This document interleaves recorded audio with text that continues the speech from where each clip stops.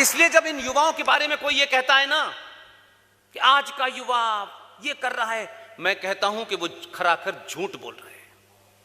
उसने अपनी भूमिका सही टाइम पे निभाई होती तो उससे पहले की पीढ़ी कंफ्यूज नहीं होती।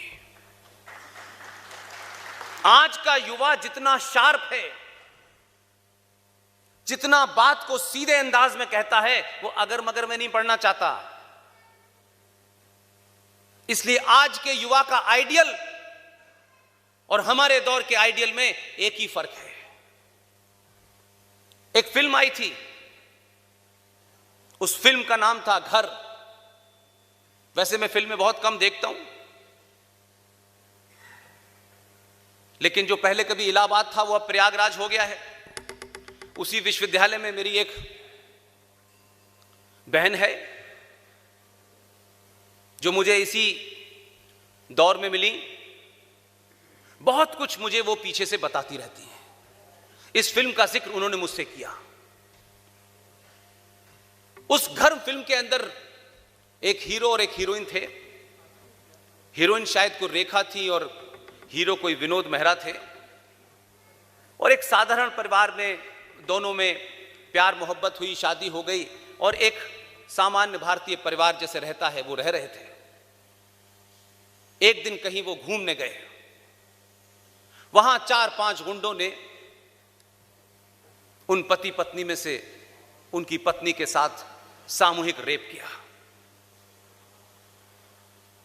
और उसके बाद वो पति अपनी पत्नी को घर ले आया, उसका इलाज करते रहे, लंबे समय तक इलाज कराया। ठीक ठाक कुछ समय के बाद वो पत्नी हो गई।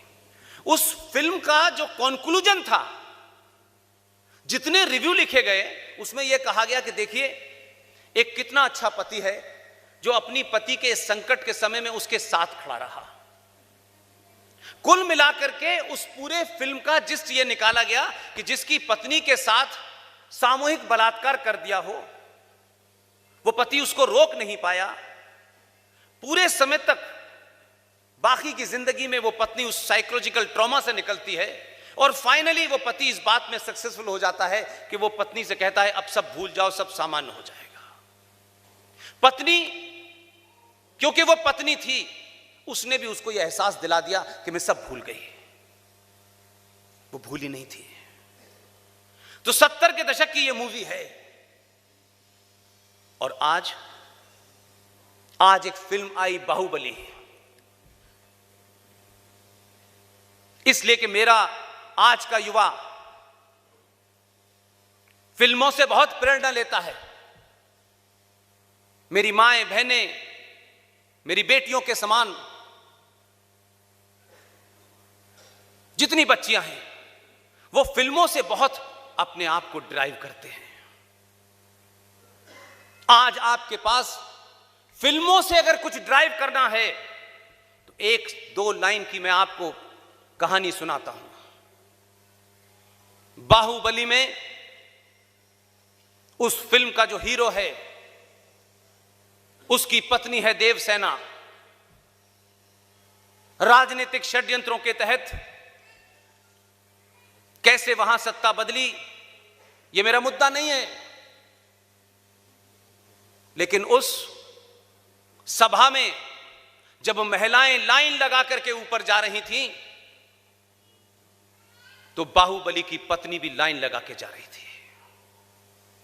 और सत्ता का कोई चाटुकार उन महिलाओं की मान मर्यादा से खेल रहा था।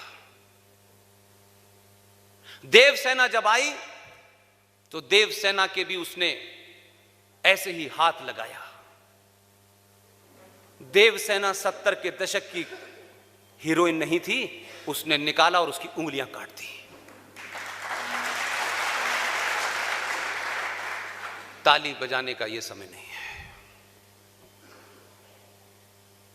मेरी बहन, मेरी माएं और वो बेटियां, उनसे मैं इस शब्द पे मुखातिब नहीं हूं। मैं हर उस पुरुष से हूं जिसे अपने पुरुषार्थ पे बहुत यकीन है, जिसको पुरुष होने का बड़ा दंभ है। पैदा होने से कोई पुरुष नहीं हो जाता। मैं उन भाइयों से पूछना चाहता हूं, उन पिताओं से पूछना चाहता हूं, आपकी बेटी घर से निकल करके पढ़ने जाती है, घर से निकल के सहेलियों से मिलने जाती है, लेकिन किसी न किसी चौराहे पर कोई न कोई गुंडा, जिहादी उससे अश्लील बात कहता है, उसको छेड़ता है, उसका हाथ पकड़ लेता है। वही लड़की जब अपने घर लौट के आती है तो जब अपने पिता से बात करती है तो पिता गौर से सुनता है, लेकिन पिता सुनने के बाद समाधान नहीं निकालता, उससे कहता है कि कल से तुम उधर से नहीं इधर से जाना। यह सिलसिला उसके साथ जारी रहता है।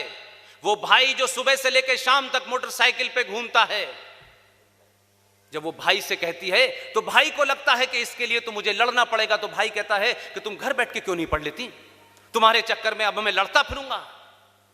वो अपने पिता की, अपने भाई की लाचारी को देखती है। वो देखती है कि मेरा पिता जो एक नौकरी करता है जिससे घर चलता है, अगर मेरे सम्मान को बचाने के लिए वो घर से निकलेगा तो ये पूरा घर कैसे चलेगा। मेरा भाई जिसे मेरी रक्षा करनी चाहिए थी वो मुझसे रक्षा ना करके मुझसे कह रहा है कि तुम उधर से रास्ता बदल लो, तुम पढ़ने क्यों जा रही हो, तुम घर से चली जाओ।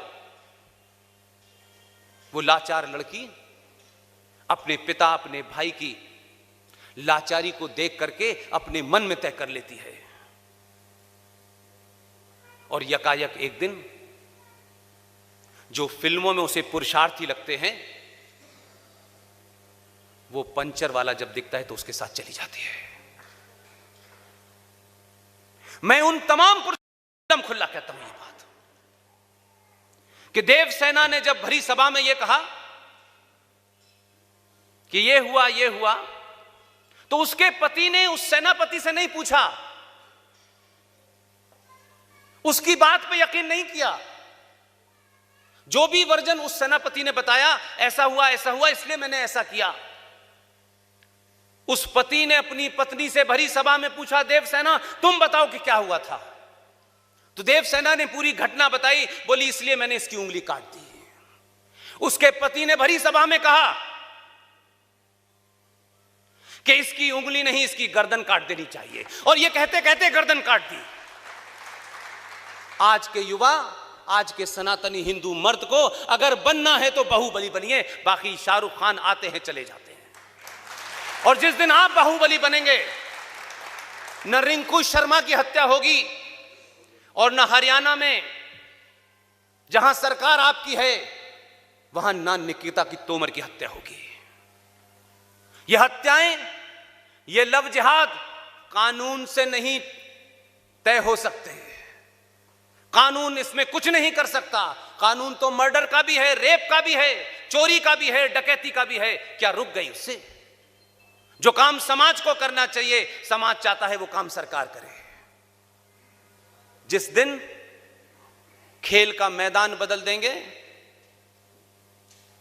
उस दिन कोई निकिता नहीं बनेगी।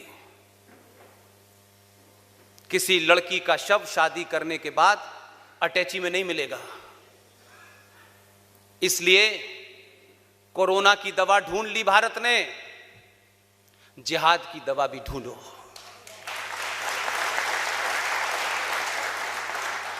दवा खाने से आपका शरीर ठीक होगा, लेकिन राष्ट्र की बीमारियों के लिए अपने पुरुषार्थ को जगाइए। उस दिन ये राष्ट्र अपनी खोई हुई ग्लोरी को प्राप्त करेगा।